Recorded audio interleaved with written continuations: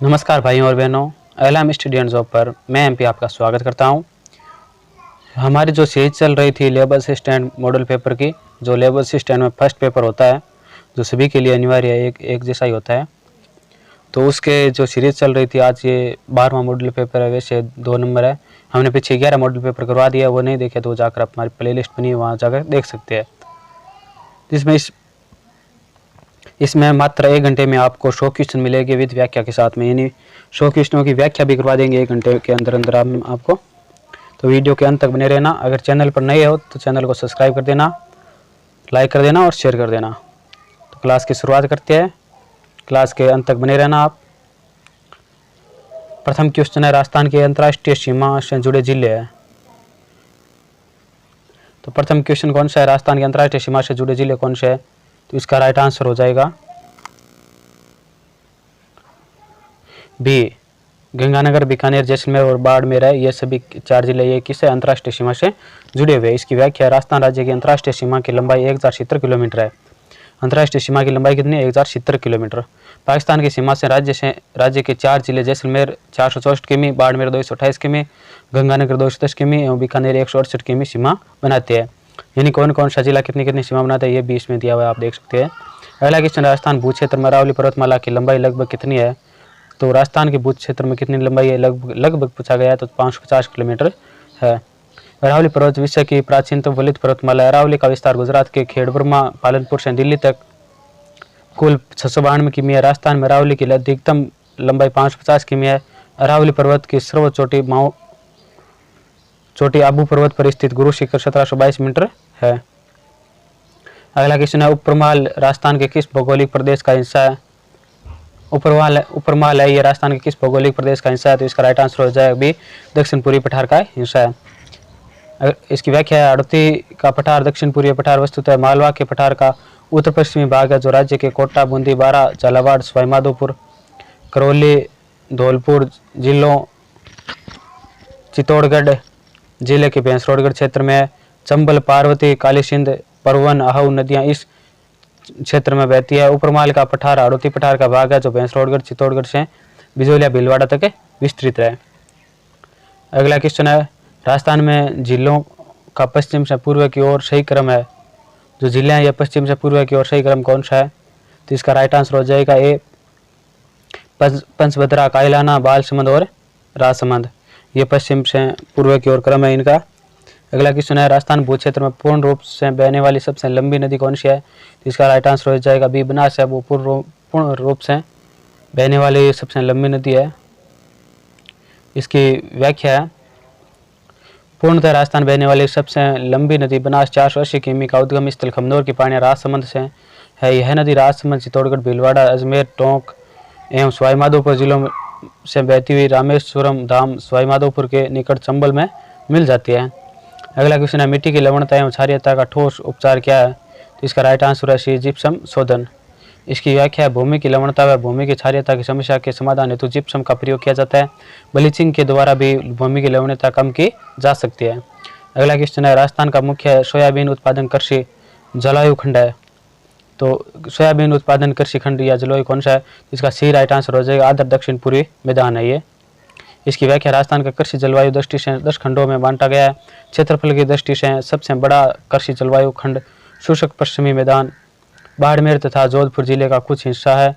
सिंचित उत्तर पश्चिम मैदान में राज्य के श्री गंगानगर, हनुमानगढ़, आदर दक्षिणी मैदान में बांसवाड़ा, डूंगरपुर, प्रतापगढ़ एवं उदयपुर का कुछ भाग तथा बाढ़ संभाव्य पूर्वी मैदान में अलवर, भरतपुर, धौलपुर एवं सवाईमाधोपुर जिले शामिल है। आदर दक्षिण पूर्वी मैदान सोयाबीन का मुख्य उत्पादक कृषि क्षेत्र है। अगला क्वेश्चन है, राजस्थान में महाराजा अग्रसेन सड़क मार्ग भाग है, तो किसका भाग है? तो इसका राइट आंसर हो जाएगा डी, सुपर नेशनल हाईवे का ये महाराजा अग्रसेन सड़क मार्ग भाग है। इसकी व्याख्या है, राजस्थान में महाराजा अग्रसेन सड़क मार्ग सुपर नेशनल हाईवे का भाग है, जो जयपुर, उदयपुर, अहमदाबाद, मुंबई, पुणे, बेंगलुरु, कोच्चि, त्रिवेंद्रपुरम, दिल्ली से कन्याकुमारी तक जाता है। अगला क्वेश्चन है, राजस्थान में लिग्नाइट कोयला के प्रमुख जमाव कहाँ स्थित है? तो इसका राइट आंसर हो जाएगा डी, कपूरडी, मेड़ता और पलाना में लिग्नाइट कोयले के प्रमुख जमाव स्थित है। इनकी व्याख्या, राजस्थान में लिग्नाइट कोयला का सर्वाधिक उत्पादन एवं भंडारण वाला जिला बीकानेर है। राज्य में लिग्नाइट कोयले के प्रमुख क्षेत्र निम्न है। पलाना, बरसिंगसर, बीटनोक, देशनोक, चानेरी, गुड्डा ये सभी किस में आते हैं? बीकानेर में आते हैं। कपूरडी, जालिया, गिरिल, भाड़का, बोथिया ये सभी बाड़मेर में आते हैं।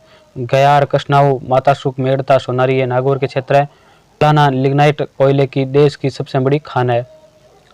अगला क्वेश्चन है, राजस्थान में पुरातात्विक संरक्षण कार्य सर्वप्रथम 1871 ईस्वी में प्रारंभ करने का श्रेय किसने जाता है? तो सर्वप्रथम पुरातात्विक सर्वेक्षण का श्रेय वो किसने जाता है? तो इसका ए राइट आंसर हो जाएगा। A.C.L. कार्लाइल ने सर्वप्रथम सर्वेक्षण का कार्य प्रारंभ किया था। इसकी व्याख्या है, आर्चिबाल्ड कैम्पबेल कार्लाइल 1831 से 1897 में भारत में सक्रिय एक अंग्रेज पुरातत्वविद थे। राजस्थान में पुरातात्विक सर्वेक्षण कार्य सर्वप्रथम 1871 में A.C.L. कार्लाइल के निर्देशन में हुआ। इन्होंने सर्वप्रथम सर्वेक्षण दौसा क्षेत्र में किया।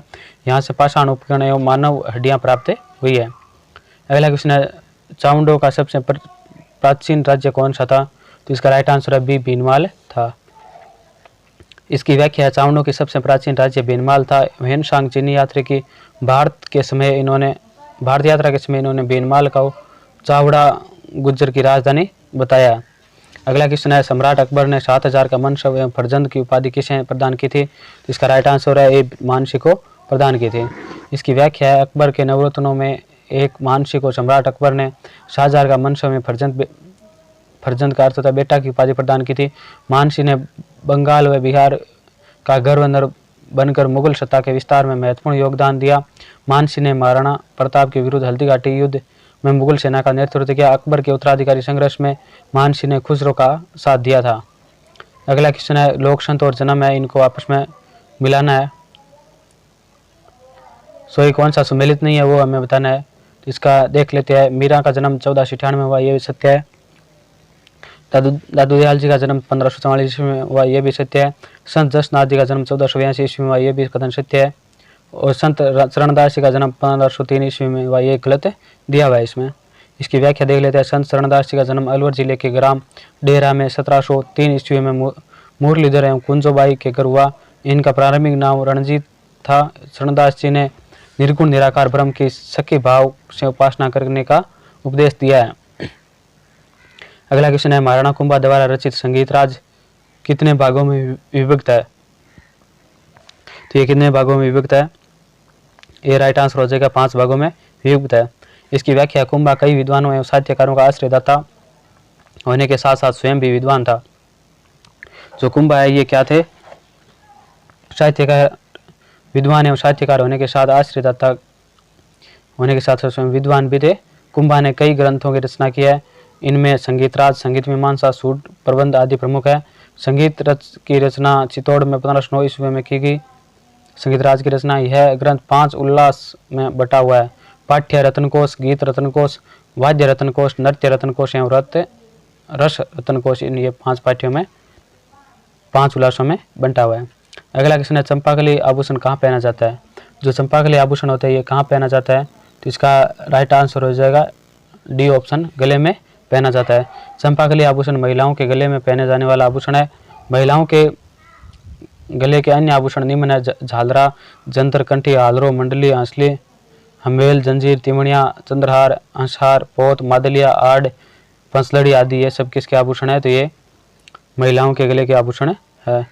अगला क्वेश्चन है, कौन सा कूट सुमेलित नहीं है? तो इनमें से जो अलग अलग कूट दिए हुए कौन सा कूट है वो सुमेलित नहीं है, वो देख लेते हैं।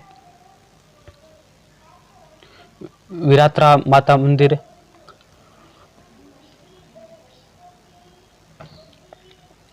विरात्रा माता मंदिर बाड़मेर में, ये क्या सुमेलित दिया हुआ है। बाकल मातागढ़ मंदिर जोधपुर, ये क्या इसमें गलत दिया हुआ है। खामखा के 3 दरवाजे अजमेर में स्थित है। बुड्ढा तीर्थ का सूर्य मंदिर कोटा में स्थित है। तो इसकी व्याख्या देख ले। बाकल मातागढ़ मंदिर पश्चिमी राजस्थान के सीमावर्ती बाड़मेर जिले की चौटन तहसील के ढोक गांव की सीमा पर पहाड़ों एवं बालू रेत के विशाल टिब्बों के बीच में अवस्थित है। अगला क्वेश्चन है, बिशलपुर बांध किस नदी पर निर्मित है? तो इसका डी राइट आंसर हो जाएगा, बनास नदी पर स्थित है। बनास नदी पर टोडा रायसी टोंक के निकट बिशलपुर बांध बनाया गया है। बिशलपुर बांध परियोजना राजस्थान की सबसे बड़ी पेयजल परियोजना है, जिससे जयपुर, अजमेर, नसीराबाद, किशनगढ़, दुदू, चाकसू, टोंक, नागौर आदि को पेयजल आपूर्ति की जाती है। अगला क्वेश्चन है 18वां, शुष्क सागवान के संघन वन राजस्थान के किन जिलों में मिलते हैं? तो तो इसका राइट आंसर हो जाएगा ए, बांसवाड़ा और डूंगरपुर में मिलते हैं। इसकी व्याख्या है शुष्क सागवान वन राजस्थान के बांसवाड़ा जिले के संगन रूप से पाए जाते हैं। इसके अलावा डूंगरपुर, उदयपुर, प्रतापगढ़, बारा, कोटा व झालावाड़ जिलों में भी सागवान के वन चौड़ी पत्ती वाले अन्य वृक्षों के साथ मिश्रित रूप में पाए जाते हैं। राज्य में शुष्क सागवान का कुल वन क्षेत्र के लगभग 6.86% भाग पर विस्तृत है। अगला क्वेश्चन है, निम्न में से कौन सा कोटा में 1857 के विद्रोह का नेता था? तो इसका सी राइट आंसर हो जाएगा जयदयाल। जयदयाल है, ये कोटा के विद्रोही नेता थे। कोटा के महाराव के दरबारी वकील जयदयाल ने 1800 संग्राम में विद्रोही सैनिकों का नेतृत्व किया। 1858 ईस्वी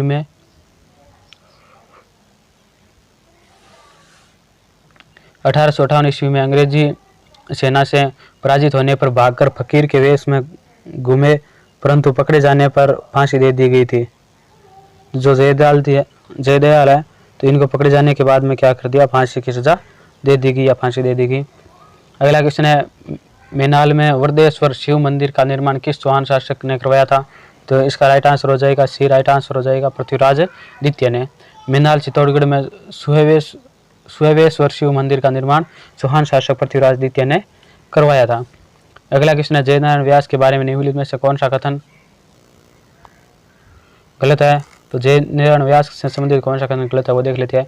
वे मारवाड़ लोक परिषद के सक्रिय सदस्य थे, ये कथन क्या सत्य दिया हुआ है। उन्होंने 3 बार राजस्थान के मुख्यमंत्री पद के रूप में काम किया, तो ये क्या है, इसमें गलत कथन दिया हुआ है। 1951 में वे अपना पहला विधानसभा चुनाव हार गए थे, ये भी कथन सत्य है। वे तरुण राजस्थान के संपादक थे, ये भी कथन क्या सत्य दिया हुआ है। इसकी व्याख्या, जयनारायण व्यास के बारे में प्रश्न दिए गए विकल्प ए, सी एवं डी सत्य है, जबकि बी विकल्प असत्य है। व्यास जी वर्ष 1951 से 1953 की अवधि में 2 बार राजस्थान के मुख्यमंत्री रहे। उनका कार्यकाल इस प्रकार है, 26/4/1951 से 3/3/1952 तथा 1/11/1952 से 12/11/1954 तक इनका कार्यकाल रहा था। अगला क्वेश्चन है, हमीराशो के अनुसार रणथंभौर किले का प्रारंभिक नाम था। तो हमीराशो के अनुसार रणथंभौर का प्रारंभिक नाम क्या था? तो हम देख लेते हैं।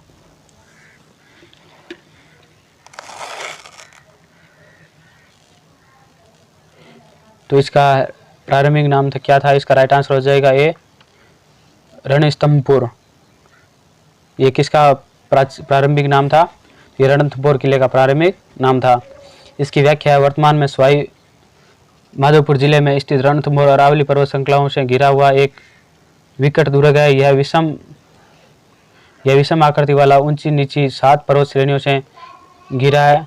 हमीराशो के अनुसार इस दुर्ग का प्रारंभिक नाम रणस्तंभपुर था। अगला क्वेश्चन है, राजपूत राज्यों से संधि करने वाले अंग्रेजों की तरफ से अधिकारी कौन था? ये कौन था? तो इसका राइट आंसर हो जाएगा ए, मेटकॉफ। इसकी व्याख्या 1811 में चार्ल्स मेटकॉफ ने यह सुझाव दिया कि राजस्थान के राजपूत शासकों का एक परिसंघ बना दिया जाए जो ब्रिटिश रक्षण में कार्य करे, जिससे राजपूताना में पिंडारी एवं मराठाओं की लूटमार को रोका जा सके तथा शांति और व्यवस्था स्थापित की जा सके। मेटकॉफ की इस नीति के अनुसार 1817-18 में राजपूताना के अधिकांश शासकों ने इस संधि पर हस्ताक्षर कर दिए थे। अगला क्वेश्चन है, राजस्थान में पवाड़ा का मतलब है? इसका भी राइट आंसर हो जाएगा लोक गाथा। ये एक इसकी व्याख्या, राजस्थान में पवाड़ा से तात्पर्य लोक गाथा से है। लोक गाथा अपनी विषय वस्तु के अनुरूप श्रोताओं के हृदय में रस भाव जागृत करती है। लोक गाथा का मुख्य उद्देश्य लोकमानस को रिझाना होता है। अगला क्वेश्चन है, मरुस्थलीकरण के विस्तार से संरक्षण की कौन सी तकनीक सबसे उपयुक्त है? तो इसका राइट आंसर हो जाएगा डी, वातरोधी वृक्षारोपण पट्टी। वातरोधी वृक्षारोपण पट्टी है, ये क्या है, मरुस्थलीकरण के विस्तार को रोकने में सबसे उपयुक्त होती है। तो इसकी व्याख्या देख लेते हैं। मरुस्थलीकरण के विस्तार से संरक्षण में वातरोधी वृक्षारोपण पट्टी तकनीक सबसे उपयुक्त है। इसके अलावा पशुचारण पर प्रतिबंध, वृक्षारोपण को प्रोत्साहन आदि कार्य किए जाने चाहिए। अगला क्वेश्चन है, निम्न में से किसने अपने आप को हिंदुस्तान का बादशाह नाडोल में जन 1688 ईस्वी में घोषित किया था? तो नाडोल में अपना शासक किसने घोषित किया था? इसका राइट आंसर हो जाएगा डी, शहजादा अकबर ने। मेवाड़ के शासक महाराणा जय सिंह 1680 से 1698 ईस्वी के शासनकाल में औरंगजेब के शहजादे अकबर ने मेवाड़ प्रदेश में विद्रोह कर 1 जनवरी 1681 को स्वयं को बादशाह घोषित किया एवं स्वयं के नाम के सिक्के एवं खतुबा जारी करवाया था। अगला क्वेश्चन है, निम्नलिखित में से कौन सा काल कालीबंगा सभ्यता से संबंधित है? तो इसका राइट आंसर हो जाए 2500 ईस्वी पूर्व से 1500 ईस्वी पूर्व है। इसकी व्याख्या है, कालीबंगा सभ्यता प्राचीन सरस्वती वर्तमान गंगा नदी के किनारे बसी राजस्थान की सबसे प्राचीन सभ्यता है। इस सभ्यता की खोज 1952 में श्री अमलानंद घोष ने की। यहाँ से उत्खनन में छोटे टीले से पूर्व हड़प्पाकालीन सभ्यता,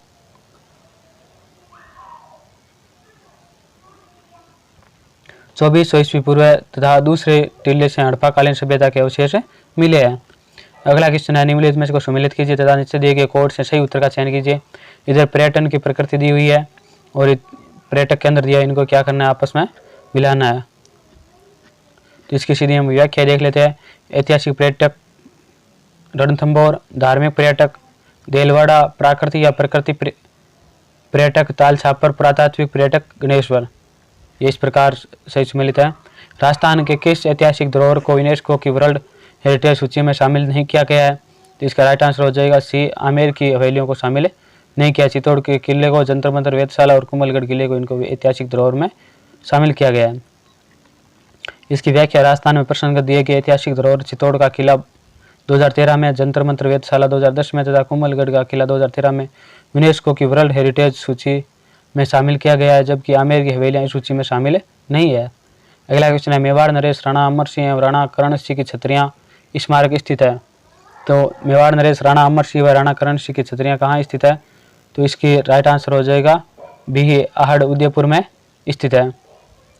आहड़ उदयपुर प्राचीन समय में सिसोदिया वंश की राजधानी थी। यहाँ मेवाड़ नरेश राणा अमर सिंह व राणा करण सिंह की छतरियां स्थित है। महासतियां आहड़ में बनी छतरियां में पहली छतरी महाराणा अमर सिंह प्रथम की है। यहाँ 1-2 क्वेश्चन है, थोड़ा ये कम दिखाई दे रहे हैं, आगे साफ दिखाई नहीं देंगे, थोड़ी प्रिंटिंग मिस्टेक है ये। सर वीटी कृष्णामाचार्य किस राज्य के दीवान थे? तो सी राइट आंसर हो जाएगा, जयपुर के दीवान थे ये। आप हमारी आवाज़ पर ध्यान रखना। सर वीटी कृष्णामाचार्य 1881 से 1984 भारतीय नागरिक सेवक और प्रशासक थे। वे 1927 से 1944 तक बड़ौदा के दीवान तथा 1946 से 1949 तक जयपुर राज्य के प्रधानमंत्री रहे। भारतीय विभाजन के पश्चात उन्हें भारतीय संविधान सभा का उपाध्यक्ष चुना गया था। अगला क्वेश्चन है, निम्न में से कौन सा आकर्षक पर्यटक केंद्र करौली जिले में स्थित नहीं है? इसका राइट आंसर हो जाएगा डी, नागर सागर कुंड है ये पर्यटक केंद्र करौली जिले में स्थित नहीं है। तिमनगढ़ दुर्ग, मेंड्रियल दुर्ग और रामथरा दुर्ग, ये सभी क्या करौली जिले में है। अगला क्वेश्चन है, धौलागढ़ देवी का मेला राजस्थान के किस जिले से जुड़ा हुआ है? तो बी राइट आंसर हो जाएगा, अलवर से जुड़ा हुआ है। अगला क्वेश्चन है, कौन सा वस्त्र राजस्थान में प्रतिष्ठा का सूचक माना जाता है? तो सी राइट आंसर हो जाएगा, पगड़ी। ये प्रतिष्ठा का सूचक माना जाता है। राजस्थान के पगड़ी को प्रतिष्ठा का सूचक माना जाता है। पगड़ी पुरुषों के सिर पर बांधे जाने वाला मुख्य वस्त्र है। यहाँ जाति एवं क्षेत्रानुसार भिन्न भिन्न तरीकों से बांधी जाती है। जसवंत शाही, चुरावत शाही, भीम शाही, मेवाड़ी, राजशाही, विजय शाही आदि पगड़ियाँ की मुख्य शैलियाँ है। तारकसी के आभूषण के लिए राजस्थान का कौन सा स्थान प्रसिद्ध है? तो इसका ये राइट आंसर हो जाएगा, नाथ द्वारा। इसकी व्याख्या है, चांदी के बारीक तारों से विभिन्न रत्नाभूषण बनाने का कार्य तारकसी कहलाता है। तारकसी के आभूषण के लिए राजस्थान नाथ द्वारा राजसमंद प्रसिद्ध है। अगला क्वेश्चन है, राजविलास की रचना किसने लिखी थी? तो इसका ये राइट आंसर हो जाएगा, कवि मान ने लिखी थी। मेवाड़ के महाराजा राजसिंह के दरबारी कवि मान ने राजविलास की रचना की थी। अगला क्वेश्चन है,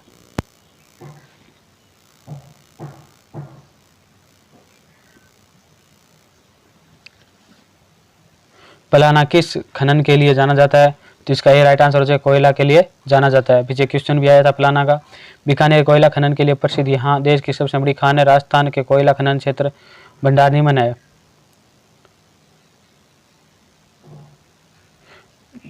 बीकानेर में कौन सी है? पलाना, बरसिंहसर, बीठनोग, देशनोग, ये बीकानेर की खाने है। बाड़मेर में कपोरडी, जलिया, गिरेल और बाड़का। नागौर में ग्यार, कसनाऊ, मेड़ता, रोड, सोनारी, ये सब क्या कोयले की खदानें हैं। अगला क्वेश्चन है, आमेर राजा बिहारीमल की पुत्री का विवाह अकबर के साथ कहाँ हुआ था? तो इसका राइट आंसर हो जाएगा सी, सांबर में हुआ था। आमेर के शासक भारमल या बिहारी मल राजस्थान के ऐसे प्रथम शासक थे जिन्होंने मुगलों की अधीनता स्वीकार की तथा अपनी पुत्री हरकाबाई जोधाबाई का विवाह जयपुर के निकट सांबर में अकबर से कर दिया था। अगला क्वेश्चन है, लालनाथी चौकनाथ जी और सवाईदास जी संत किस संप्रदाय से संबंधित है? इसका ये राइट आंसर हो जाएगा, जसनाथी संप्रदाय से संबंधित है। इसकी व्याख्या है, जसनाथ जी 1482 से 1506 ईस्वी तक इनका जीवन काल था। इन्हें जसनाथी संप्रदाय का प्रवर्तक किया। इनके अनुयायियों में जाट जाति के लोग अधिक है। लालनाथ जी, चौकनाथ जी, सवाईदास जी आदि इस संप्रदाय के प्रमुख संत थे। अगला क्वेश्चन है, टोडगढ़ को राजस्थान में कब सम्मिलित किया गया था? इसका राइट आंसर हो जाएगा डी, 1956 में। राजस्थान के एकीकरण के 7वें व अंतिम चरण में 1 नवंबर 1956 को आबू व दिलवाड़ा, सिरोही, सुनेलटप्पा मध्य प्रदेश तथा अजमेर मेरवाड़ा का क्षेत्र राजस्थान में शामिल किया गया। झालावाड़ का सिरोही क्षेत्र मध्य प्रदेश में मिला दिया गया था। अगला क्वेश्चन है, मत्स्य संघ का राजस्थान में विलय कब किया गया था? इसका सी राइट आंसर हो जाएगा 1949 में। इसकी राजस्थान के एकीकरण में 5वें चरण में 15 मई 1949 के अंतर्गत वृहत राजस्थान में मत्स्य संघ का विलय कर संयुक्त वृहत राजस्थान का गठन किया गया। अगला क्वेश्चन है, सुमेल का युद्ध हुआ, गिरी सुमेल का जो युद्ध हुआ था ये कब हुआ था? तो ये राइट आंसर हो जाएगा जनवरी 1544 ईस्वी में। 5 जनवरी 1544 में वीर विनोद के अनुसार जो जैतारण पाली के निकट गिरी सुमेल नामक स्थान पर शेरशाह सूरी तथा मारवाड़ देव के मध्य युद्ध हुआ था। अगला क्वेश्चन है, गिद्ध नृत्य का संबंध किस क्षेत्र से है? जो गिद्ध नृत्य होता है ये इसका संबंध किस क्षेत्र से है? तो इसका राइट आंसर हो जाएगा सी, शेखावाटी क्षेत्र से है। शेखावाटी क्षेत्र में होली के त्योहारों पर डांडारोपण से लेकर होली दहन तक केवल पुरुषों द्वारा किया जाने वाला नृत्य गिद्ध नृत्य कहलाता है। अगला क्वेश्चन है, इनमें से कौन सा तंत्रवाद्य नहीं है? इनमें से कौन सा तंत्रवाद्य नहीं है? तो डी राइट आंसर हो जाएगा, सतारा वो तंत्रवाद्य नहीं है। रावण था, सूरमंडल, कामायचा ये क्या तंत्रवाद्य यंत्र है? जिन वाद्य यंत्रों में तारों के द्वारा स्वरों की उत्पत्ति होती है वे तार तंतु या तंत्रवाद्य कहलाती है। सारंगी, एकतारा, रावणता, जंतर, कामायचा, भप्पंग, तंदूरा, रब्बाजा, सूरमंडल, रबाब आदि तंत्रवाद्य यंत्र है। अगला क्वेश्चन है, केवाई माता मंदिर का निर्माण करवाया था? तो इसका बी राइट आंसर हो जाएगा, चच ने करवाया था। व्याख्या, दधीची वंश या चचदेव सांबर के चौहान शासक दुर्लभ राज का सामंत ने नागौर के किरणसरिया गांव में केवाई माता का मंदिर बनवाया था। अगला क्वेश्चन है, राजपूतों को हूणों की संतान बताया है? तो किसने राजपूतों को हूणों की संतान बताया है? तो इसका राइट आंसर हो जाएगा बी, वी.ए. स्मिथ ने राजपूतों को हूणों की संतान बताया। इसकी व्याख्या, राजपूत वंशों की उत्पत्ति को लेकर इतिहासकारों में मतभेद है। Doctor VN. स्मिथ ने राजपूतों को शंख सूची हूणों की संतान बताया। अगला क्वेश्चन है, लूनी की सहायक नदी नहीं है? तो लूनी की सहायक नदी कौन सी नहीं है? डी राइट आंसर हो जाएगा, मेडा है ये लूनी की सहायक नदी नहीं है। जोजरी, सोकड़ी और गुइया ये लूनी की सहायक नदी है। इसकी व्याख्या है, लगभग 495 किमी लंबी लूनी या लवणवती पश्चिमी राजस्थान की मुख्य नदी है। इसकी प्रमुख सहायक नदियां सोकड़ी, मीठड़ी, बांडी, खारी, जवाई, लीलड़ी, गुइया तथा जोजड़ी है। अगला क्वेश्चन है, गुरु शिखर की ऊंचाई है? तो गुरु शिखर की ऊंचाई कितनी है? तो इसका डी राइट आंसर हो जाएगा, 1727 मीटर गुरु शिखर की ऊंचाई है।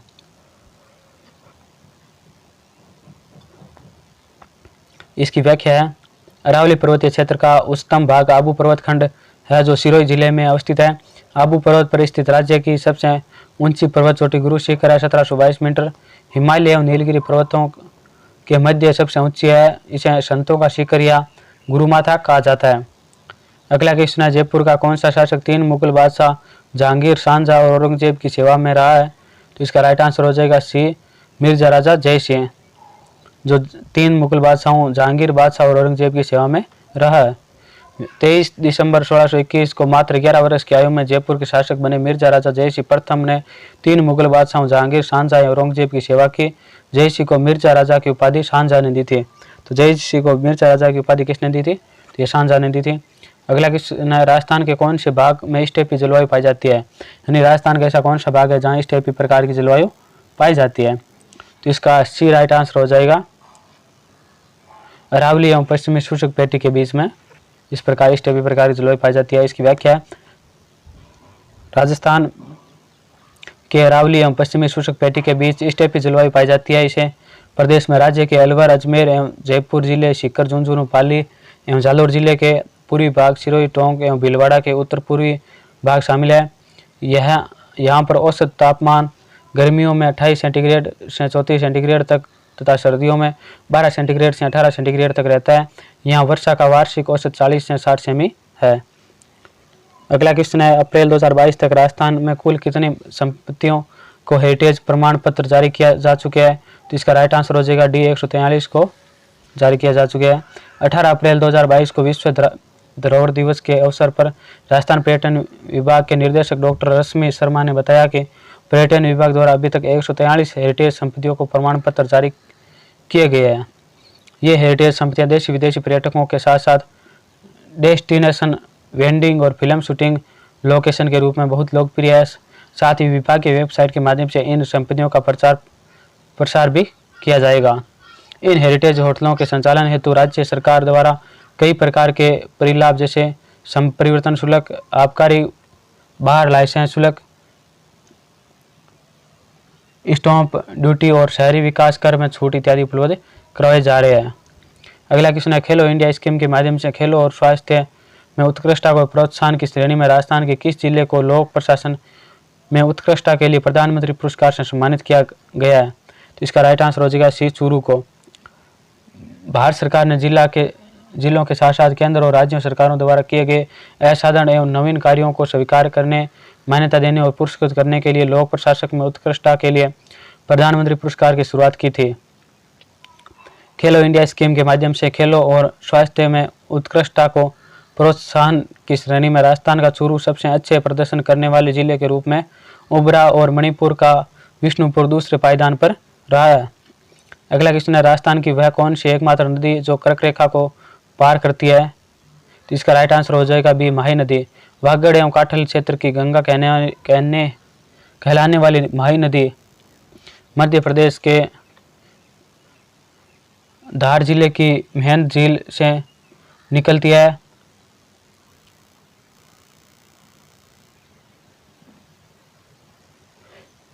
मेहंद झील से निकलती है। राजस्थान में माही नदी खादू गांव बांसवाड़ा के समीप प्रवेश करके उल्टे यू आकार में घूमती हुई गुजरात में प्रवेश करके खंभात की खाड़ी में गिरती है। यह नदी राजस्थान में कर्क रेखा को 2 बार काटती है। माही की प्रमुख सहायक नदियां सोम, जाखम, लाखन, इरू, हरण, दर, अनाज, चाप एवं मोरेन है। अगला क्वेश्चन है, चांद बावड़ी आबानेरी किस जिले में स्थित है? तो यह दौसा में स्थित है। इसकी व्याख्या है, चांद बावड़ी आबानेरी राजस्थान के दौसा जिले में स्थित है। संभवतः इस बावड़ी का निर्माण गुर्जर प्रतिहार काल में निकुंभ क्षत्रिय चंद द्वारा करवाया गया। यह विश्व की सबसे गहरी बावड़ी मानी जाती है।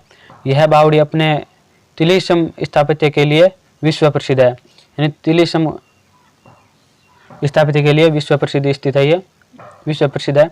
चमरी कर की प्रकृति थी, तो इसका राइट आंसर हो जाएगा डी, पुत्री के विवाह पर कर को क्या कहा जाता था? चमरी कर कहा जाता था। बिजोलिया के राव सुवाई कृष्ण सिंह ने सन 1903 में उपरमाल की जनता पर चमरी कर की लागत लगाई। इस लागत के अनुसार पट्टे के प्रत्येक व्यक्ति को अपने लड़की की शादी के अवसर पर चमरी कर के रूप में ठिकाने को देना पड़ता था। अमेरिकी क्रांति का क्या प्रभाव पड़ा? तो इसका राइट आंसर होगा डी, स्वतंत्रता की भावना का जन्म हुआ, लोकतंत्र की स्थापना हुई, सामाजिक सुधार और उपयोग सभी प्रभाव पड़े थे। इसकी व्याख्या है, किसने स्वतंत्रता की भावना का जन्म हुआ, लोकतंत्र की स्थापना हुई, धर्मनिरपेक्षता का जन्म हुआ, औद्योगिक विकास हुआ, सामाजिक सुधार, वाणिज्यवाद का अंत, अन्य देशों इंग्लैंड फ्रांस पर प्रभाव भी पड़ा था। अगला क्वेश्चन है, निम्नलिखित में से कौन सी अनुमेय प्राकृतिक आपदा है? तो इसका सी राइट आंसर हो जाएगा भूकंप। भूकंप क्या अनुमेय प्राकृतिक आपदा है? भूकंप में एक प्राकृतिक आपदा है। भूकंप का उत्पत्ति केंद्र पृथ्वी के अंदर वह स्थान है जहां भूकंप पैदा होता है। उत्पत्ति केंद्र से ठीक ऊपर धरातल पर भूकंप का अभिकेंद्र होता है। परिप्रशांत पेटी विश्व की सबसे विस्तृत भूकंप पेटी है तथा समस्त विश्व के 2/3 भूकंप इसी क्षेत्र में आते हैं। अगला क्वेश्चन है, जब भूमि का कोई भाग अथवा चट्टानी हिस्सा किसी ढालू जगह से खिसकने लगता है तब वह कहलाता है। तो इसका बी राइट आंसर हो जाएगा, भूस्खलन कहलाता है। जब भूमि का कोई भाग अथवा चट्टानी हिस्सा किसी ढालू जगह में खिसकने लगता है तब भूस्खलन होता है। किसी भूस्खलन के लिए 2 बातों का होना परम आवश्यक होता है, एक ढालू चट्टान और दूसरा है ढाल के नीचे की कमजोर ठोस भूमि भाग, ये सब भूस्खलन के कारण है, जिनके कारण भूस्खलन होता है। अगला क्वेश्चन है, अधिकांश भूकंप प्रशांत महासागर को घेरने वाली पट्टी के निकटवर्ती क्षेत्र में ही आते हैं, इसलिए इस पट्टी को कहा जाने लगा है। तो इस पट्टी को क्या कहा जाने लगा है? बी, आग का घेरा कहा जाने लगा है। इसकी व्याख्या है, भूकंपों का पूर्वानुमान लगाया जाना कठिन कार्य है, क्योंकि अभी तक कोई भी ऐसी विधि ज्ञात नहीं हो सकती है। भूशास्त्री निरंतर इस खोज में लगे हुए हैं और इसी के परिणाम स्वरूप उन्होंने यह निष्कर्ष तो निकाल ही लिया है कि अधिकांश भूकंप प्रशांत महासागर को घेरने वाली पट्टी के निकटवर्ती क्षेत्रों में ही आते हैं, इसलिए इस पट्टी को आग का घेरा भी कहा जाता है। अगला क्वेश्चन है, जापान के हिरोशिमा शहर पर अमेरिका द्वारा परमाणु बम किस वर्ष गिराया गया था? तो इसका राइट आंसर हो जाएगा सी, 1945 में गिरा गया था। दूसरा विश्व युद्ध 1945 में हिटलर की पराजय एवं जापान के हिरोशिमा शहर पर अमेरिका परमाणु बम गिराने के साथ खत्म हुआ था। अगला क्वेश्चन है, उत्तरी अमेरिका में झाड़ी की आग को किस रूप में जाना जाता है? तो इसका बी राइट आंसर हो जाएगा, जंगल की आग के रूप में जाना जाता है। इसकी व्याख्या, जंगल की आग को उत्तरी अमेरिका में झाड़ी की आग के रूप में जाना जाता है। झाड़ियों के जलने से बड़े पैमाने पर आग लग जाती है, जिससे जंगल को नुकसान होता है। यह आपदा प्रकृति के नुकसान के मामले में बेशुमार है और इसे प्राकृतिक और मानव निर्मित आपदा के तहत वर्णित किया जा सकता है। अगला क्वेश्चन है, निम्नलिखित में से कौन सी स्थानीय पवने हिमभंजी के नाम से जानी जाती है? तो इसका सी राइट आंसर हो जाएगा, चिनूक पवने वो हिमभंजी के नाम से जानी जाती है। इसकी व्याख्या है, चिनूक या हिमभंजी उष्ण एवं शुष्क वायु है। यह उत्तरी अमेरिका के रोक की पर्वत श्रेणियों के पूर्वी ढाल पर बहती है। इसकी गर्मी से तापमान एकाएक बढ़ जाता है और तेजी से बर्फ पिघलने लगती है। फोन एक गर्म एवं शुष्क हवा है। यूरोप में उत्तरी आल्प्स, स्विट्जरलैंड, फ्रांस, इटली इसके प्रभाव क्षेत्र है। हर्मट गर्म अति शुष्क धूलमय आंधी वाली हवा है। पश्चिमी अफ्रीका इसके प्रभाव क्षेत्र में है। सिरोक अत्यधिक शुष्क एवं उष्ण हवा है। सहारा मरुस्थल से उत्तरी अफ्रीका, सिसिली द्वीप तथा दक्षिणी इटली इसके प्रभाव क्षेत्र है। अगला क्वेश्चन है, निम्नलिखित में से किस विश्व की छत कहा जाता है? तो किसे विश्व की छत कहा जाता है? तो इसका सी राइट आंसर हो जाएगा, पामीर के पठार को विश्व की छत कहा जाता है। इसकी व्याख्या है, पामीर का पठार मध्य एशिया, तजाकिस्तान, किर्गिस्तान, अफगानिस्तान एवं चीन में स्थित है। इसकी रचना हिमालय, काराकोरम, कुनकुल आदि श्रृंखलाओं के संगम से हुई है। यह विश्व के सबसे ऊंचे पहाड़ों में से है, अतः इसे विश्व की छत कहा जाता है। अगला क्वेश्चन है, पहले के बाल का संबंध निम्नलिखित में से किस प्रकार के ज्वालामुखी से है? तो इसका राइट आंसर हो जाएगा ए, हवाई तुल्य से है। व्याख्या है, इस प्रकार के ज्वालामुखी में विस्फोट क्रिया कम होती है एवं उद्गार शांत रंग से होता है। इसका मुख्य कारण लावा का पतला होना तथा गैस की तीव्रता में कमी होना है। कभी कभी गैसों के साथ लावा के छोटे छोटे लाल पिंड फुहारे की तरह ऊपर उठते हैं एवं जब हवा तेज रहती है तो ये लावा के अंश खींचकर लंबे चमकीले धागे की तरह हो जाते हैं, जिन्हें हवाई द्वीप के लोग पहले के बाल की संज्ञा देते हैं।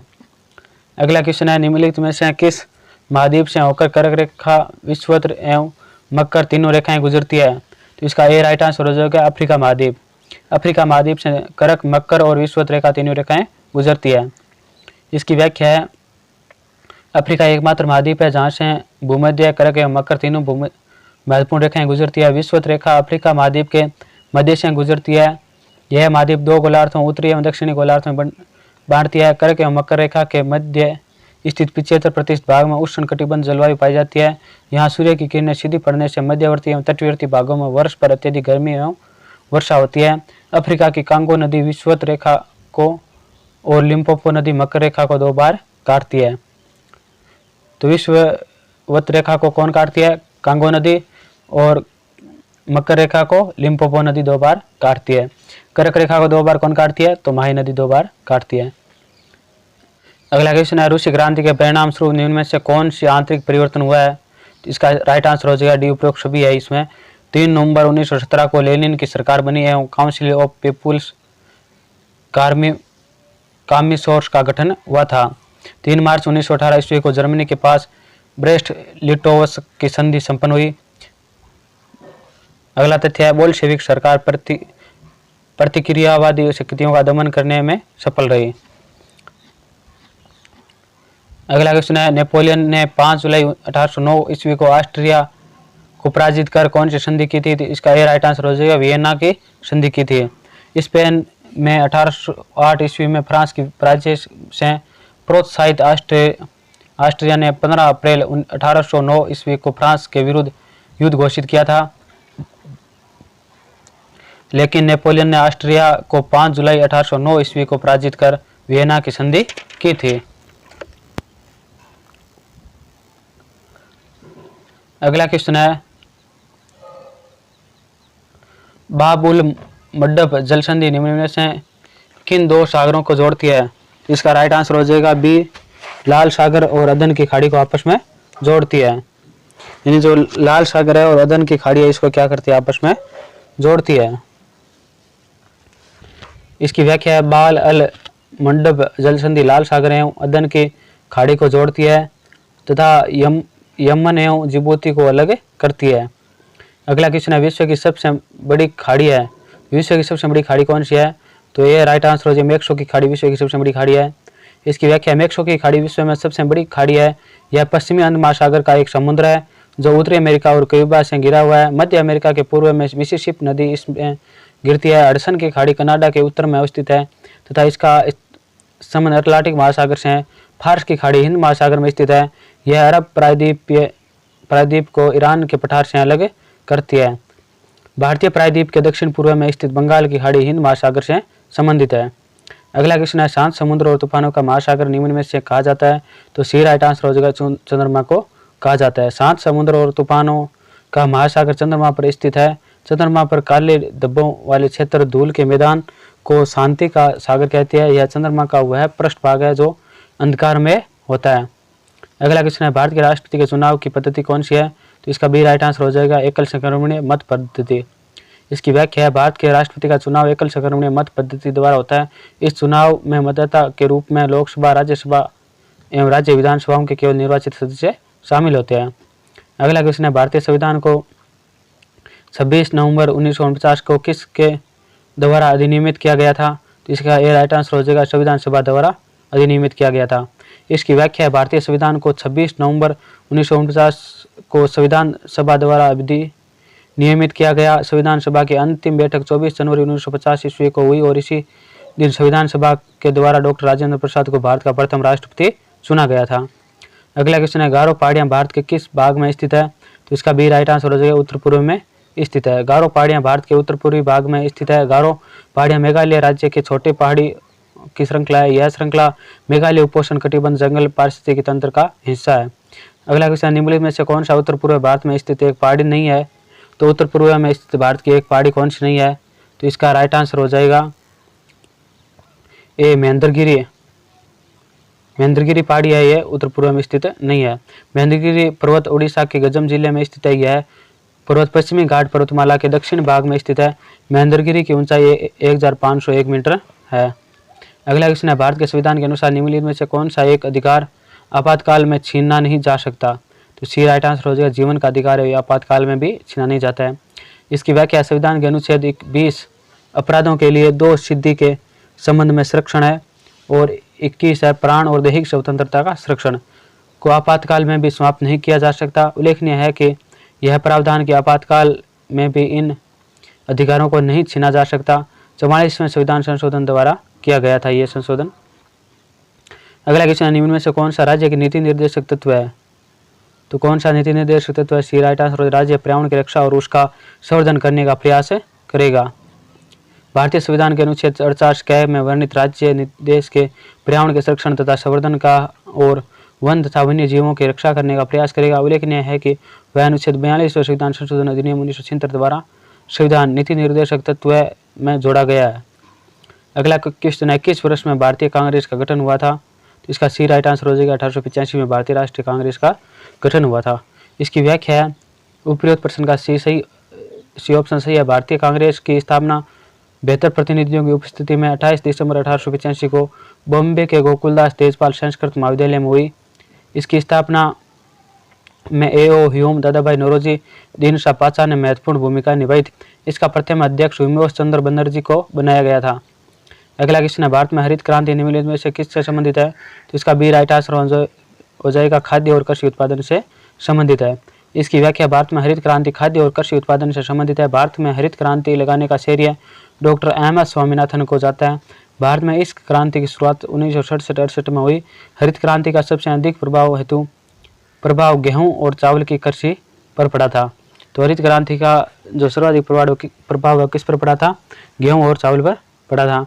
अगला क्वेश्चन, निम्नलिखित में से कौन सी जनजाति नीलगिरी पहाड़ियों की मूल निवासी है? तो इसका ये राइट आंसर हो जाएगा टोडा जनजाति है, ये नीलगिरी पहाड़ियों की मूल निवासी है। इसकी व्याख्या है, टोडा जनजाति नीलगिरी पहाड़ियों की मूल निवासी है। टोडा जनजाति पशुपालक तथा भैंस पालने का काम करती है। टोडा स्त्रियां पुरुष सफेद रंग का लाल नीली धारियों वाला वस्त्र धारण करती है। इसे स्थानीय भाषा में पुटकली कहते हैं। अगला क्वेश्चन है, 2011 की जनगणना अनुसार भारत में साक्षरता दर लगभग कितनी है? तो इसका ये राइट आंसर हो जाएगा 74.04% है साक्षरता। इसकी व्याख्या, 2011 की जनगणना के अनुसार अंतिम आंकड़े के अनुसार भारत में साक्षरता दर 74.04% है। भारत में सर्वाधिक साक्षरता वाला राज्य केरल तथा न्यूनतम साक्षरता वाला जिला बिहार है। अगला क्वेश्चन है, दिल्ली में लाल किला किसके द्वारा बनवाया गया था? तो इसका बी राइट आंसर हो जाएगा शाहजहां द्वारा बनाया गया था। इसकी व्याख्या है, जिसके अनुसार शाहजहां ने 1638 ईस्वी में लाल किले का निर्माण करवाया, दिल्ली में प्रारंभ करवाया। 2007 में इस इमारत को विश्व धरोहर सूची में रखा गया है। यह किला लाल बलुआ पत्थर से बना होने के कारण लाल रंग का है, इसलिए इसे लाल किला कहा जाता है। इसके अलावा शाहजहां द्वारा जमा मस्जिद, मोती महल, रंग महल, दीवाने खास, दीवाने आम इत्यादि इमारतों का निर्माण भी दिल्ली में करवाया गया। अगला क्वेश्चन है, अशोक स्तंभ के संबंध में निम्न में से कौन सा कथन सही है? नीचे दिए गए पुटों में से सही उत्तर का चुनिए। यानी कौन से कथन सही दिया हुआ है? तो इसमें उनकी सतह चमकदार है और सतहों की यष्टि लाट आकाशमय है। ये दो कथन क्या इसमें सत्य दिए हुए हैं। अशोक स्तंभ आकाशमय अर्थात एक ही पत्थर से तरह से यह बनाया गया है। इनकी सतह चमकदार है। ये बिना चौकी या आधार के भूमि पर टिकाया गया है। ये स्तंभ नीचे से ऊपर की ओर क्रमशः पतले होते हैं। अगला क्वेश्चन है, कौन सा दिन रोल्ट एक्ट के अहिंसक विद्रोह दिवस के रूप में मनाया गया था? इसका सी राइट आंसर हो गया 6 अप्रैल 1919 को दिन। भारत में उभर रहे राष्ट्रीय आंदोलन को कुचलने के उद्देश्य ब्रिटिश सरकार द्वारा 19 मार्च 1919 को रोल्ट एक्ट लागू किया गया। इनके अनुसार किसी भी संदेहास्पद व्यक्ति को बिना मुकदमे चलाए गिरफ्तार किया जा सकता था। गांधी जी ने इस कानून के विरुद्ध 6 अप्रैल 1919 को देशव्यापी हड़ताल करवाया था। अगला क्वेश्चन है, 1889 में बम्बई में आयोजित कांग्रेस अधिवेशन में महिलाओं ने भी भाग लिया। निम्न में से किस महिला ने इसमें भाग नहीं लिया? जो 1889 मुंबई में आयोजित कांग्रेस अधिवेशन में भाग लिया था, उनमें से कौन सी महिला ने भाग नहीं लिया था? तो बी राइट आंसर हो जाएगा सरला देवी चौधरानी ने भाग नहीं लिया था। तो भाग किसने लिया था? पंडिता रमाबाई ने, श्रवण कुमारी घोषाल ने और रमाबाई रन्नाडे ने भाग लिया था। इसकी व्याख्या, भारतीय राष्ट्रीय कांग्रेस का 5वां अधिवेशन 1889 में सर विलियम वेडरबर्न की अध्यक्षता में बम्बई में हुआ। इस अधिवेशन में पहली बार महिलाओं ने भाग लिया था। प्रसन्न दी गई महिलाओं में से सरला देवी चौधरानी ने इस अधिवेशन में भाग नहीं लिया था। अगला क्वेश्चन है, 2011 की जनगणना के अनुसार निम्नलिखित में से कौन सा जिला भारत का सबसे अधिक आबादी वाला जिला है? तो इसका सी राइट आंसर हो जाएगा ठाणे। 2011 की जनगणना के अनुसार भारत का सबसे अधिक आबादी वाला जिला ठाणे महाराष्ट्र है। ठाणे की जनसंख्या 1.11 करोड़ है तथा न्यूनतम आबादी वाला जिला दिबांग वैली अरुणाचल प्रदेश में है। इसकी जनसंख्या 7,948 है। ये 85 तक क्वेश्चन कंप्लीट हो गए। 85 से आगे 86 से 100 तक मनोविज्ञान से संबंधित क्वेश्चन है। जिसके सिलेबस में मनोविज्ञान है वो देख सकते हैं, बाकी छोड़ सकते हैं इस क्लास को। हमने चैनल सब्सक्राइब करने के लिए एक बार भी नहीं किया है, तो आप चैनल पर नए हैं तो चैनल को पहले सब्सक्राइब करो, फिर क्वेश्चनों की शुरुआत करते हैं। हमें विश्वास है कि आप ईमानदारी से चैनल को सब्सक्राइब जरूर से ज़रूर करेंगे। आपने चैनल सब्सक्राइब कर दिया होगा तो क्वेश्चनों की शुरुआत करते हैं। एक शिक्षक के लिए शिक्षा मनोविज्ञान की उपयोगिता निम्न में से है। इसका डी राइट आंसर हो जाएगा सभी बालकों को जानना, स्वयं का ज्ञान तैयार करना, अनुशासन में सहायता, ये सभी क्या है मनोविज्ञान की उपयोगिता है। और कौन कौन सी उपयोगिता है तो वो देख लेते हैं। व्याख्या दी हुई है, स्वयं के ज्ञान को तैयार करना, स्वयं के ज्ञान व तैयारी, बाल विकास का ज्ञान, बाल स्वभाव व व्यवहार का ज्ञान, बालकों का चरित्र निर्माण, बालकों की आवश्यकता का ज्ञान, बालकों के व्यक्तिगत भिन्नताओं के ज्ञान, बालकों के मूल प्रवृत्तियों के ज्ञान, बालकों के व्यक्तित्व का सर्वांगीण विकास, कक्षा की समस्याओं का समाधान, अनुशासन में सहायता, उपयोगी पाठ्यक्रम का निर्माण। अगला क्वेश्चन है, व्यवहारवाद के जनक कौन है? तो इसका ये राइट आंसर हो जाएगा वाटसन है व्यवहारवाद के जनक है। इसकी व्याख्या, वाटसन को व्यवहारवाद का जनक माना जाता है। वाटसन ने 1913 में जॉन हॉपकिंस विश्वविद्यालय में व्यवहारवाद की शुरुआत की थी। इनके अनुसार व्यवहारवाद का परीक्षण भी किया जा सकता है तथा मापा भी जा सकता है। अगला क्वेश्चन है, कोहलर ने किस पशु पर प्रयोग किया था? तो बी हो जाएगा, चिंपांजी पर प्रयोग किया था। 1920 में जर्मनी में गेस्टाल्ट संप्रदाय का उदय हुआ। इसमें 3 व्यक्ति शामिल थे, कोहलर, कोपका, वर्धमान। ये तीनों गेस्टाल्टवादी कहलाए। कोहलर ने सीखने के से संबंधित सूझ या अंतर्दृष्टि का सिद्धांत दिया था। कोहलर ने सूझ के सिद्धांत का प्रयोग सुल्तान नामक चिंपांजी था उस पर किया था। अगला क्वेश्चन है 89, निम्न में से कौन सी मानवतावादी मनोविज्ञान की विशेषता है? तो डी राइट आंसर हो जाएगा, उपरोक्त सभी है। तो इसकी हम व्याख्या देख लेते हैं। तो व्याख्या में आ जाएगा सभी। समग्रता के रूप में व्यक्ति का अध्ययन करना, संपूर्ण जीवन इतिहास पर बल डालना, जीवन लक्ष्य के रूप में आत्मसिद्धि का अध्ययन करना, व्यक्ति की आंतरिक प्रकृति को समझना, पशु शोधन कार्यों पर बल देना, सृजनात्मकता, अंतः शक्ति की पहचान करना, मनोवैज्ञानिक स्वास्थ्य पर बल डालना। अगला क्वेश्चन है, निम्न में से कौन सा अभिवर्ती मापन की विधि है? तो इसका डी राइट आंसर हो जाएगा, उपयुक्त सभी है ये। मुक्त प्रतिक्रिया, मुक्त राय और भूल सुधार, ये सभी क्या है? अभिवर्ती मापन की विधियाँ हैं। और कौन सी विधियाँ हैं? तो व्याख्या में देख लेते हैं। मुक्त प्रतिक्रिया, मुक्त राय, भूल सुधार, आत्मकथ्य, अक्षमिक अभिलेख, दैनिक डायरी, साक्षात्कार, वक्रम मापनिया, ये सभी क्या है? अभिवर्ती मापने की अभिवृत्ति को मापने की प्रक्रिया है। अगला क्वेश्चन है, अभिवृत्ति के संबंध में कौन सा कथन सही है? तो इसका राइट आंसर हो जाएगा एक, कभी कभी सामने वाले की अभिवृत्ति का सीधा विरोध नहीं करना चाहिए, अपितु धीरे धीरे उनकी अभिवृत्ति को मोड़ने का प्रयास करना चाहिए। अगला क्वेश्चन है, इसके निर्णय के अनुसार व्यक्तित्व के बारे में कौन सा विचार सबसे अधिक स्वीकार्य है? इसका राइट आंसर हो जाएगा, पुरस्कार एवं दंड से हमारा व्यवहार निर्धारित होता है। अगला क्वेश्चन है, निम्न में से कौन सा प्रश्नावली का प्रकार है? तो इनमें से कौन सा प्रश्नावली का प्रकार है? तो इसका डी राइट आंसर हो जाएगा, उपरोक्त सभी है ये। बंद प्रश्नावली, खुली प्रश्नावली, संचित प्रश्नावली, ये सभी प्रश्नावली का प्रकार है। और इसमें से एक और आती है मिश्रित प्रश्नावली, ये भी प्रश्नावली के प्रकार है। रेडम केटल द्वारा कितने व्यक्तित्व कारकों प्रस्तावित किए गए हैं? तो सी राइट आंसर हो जाएगा, 16 व्यक्तित्व कारक प्रस्तुत किए गए हैं। रेडम केटल द्वारा 16 व्यक्तित्व कारक प्रस्तावित किए गए हैं जो निम्नलिखित है। 1 नंबर, उत्साही, अधिगम बुद्धिमान, स्थिर, दृढ़, हंसमुख, आध्यात्मिक, सामाजिक, संवेदनशील, शंकालु, कल्पनावादी, व्यवहार कुशल, चिंतन, आधुनिक, स्व-आधारित, नियंत्रण, तनावयुक्त, ये 16 कारक द्विध्रुवीय है। केटल के कारक विश्लेषण नाम की सांख्यिक प्रविधि का उपयोग करके व्यक्तित्व को अभिव्यक्त करने वाले कुछ सामान्य गुणों को व्यक्त किया है, उन्हें व्यक्तित्व के विशेषक गुण कहा है। अगला क्वेश्चन है, निम्न में से कौन सी विशेषता पर प्रतिभावना शिक्षार्थी की है? तो इसका ये राइट आंसर हो, यदि कक्षा की गतिविधियां अधिक चुनौतीपूर्ण नहीं होती है तो वह कम प्रेरित अनुभव करता है और उब जाता है। इसकी व्याख्या, यदि कक्षा की गतिविधियां अधिक चुनौतीपूर्ण नहीं होती है तो वह कम प्रेरित अनुभव करता है और उब जाता है। यह विशेषता प्रतिभावना शिक्षार्थी की है। प्रतिभाशाली बालक है, वे बालक सामान्य बालकों से बुद्धि में तेज होते हैं। ये बालक अपनी श्रेष्ठ क्षमता व क्रियात्मक योग्यता के बल पर शैक्षिक उपलब्धियों विद्यालय स्तर पर उच्च स्थान प्राप्त करते हैं या किसी विशेष क्षेत्र में जैसे कला, विज्ञान, गणित आदि सृजनात्मक क्षेत्र में उच्च स्तरीय प्रतिभा रखती है। ये बालक मौलिक चिंतन की क्षमता रखते हैं, जिज्ञासु होते हैं तथा इनकी बुद्धि लब्धि 130 से 170 तक होती है। इनको विशेष शिक्षा की आवश्यकता होती है।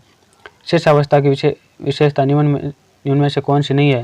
यानी शेषावस्था की विशेषता कौन सी नहीं है? तो इसका सी राइट आंसर हो जाएगा, नैतिकता का होना। ये शेषावस्था की विशेषता नहीं है।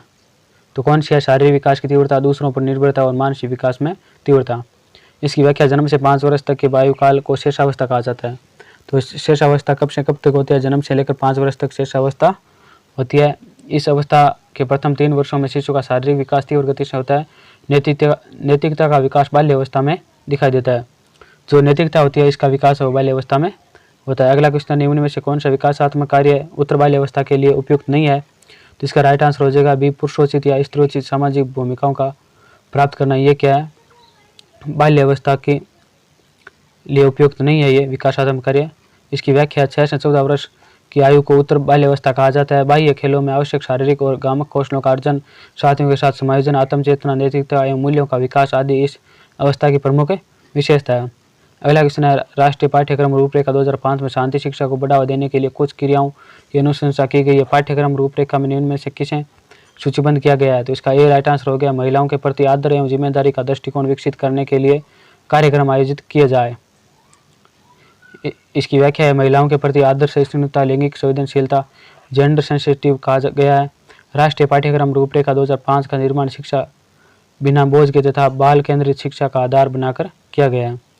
अगला क्वेश्चन है, इनमें से सामाजिक रचनावाद दर्शन पर अत्यधिक बल दिया है, तो इसका ये राइट आंसर हो जाएगा वाइगोत्स्की ने सामाजिक रचनावाद दर्शन पर अत्यधिक बल दिया है। वाइगोत्स्की एक रूसी मनोवैज्ञानिक था। इस शोध मानवीय चेतना के विकास और उसकी संरचना से संबंधित था।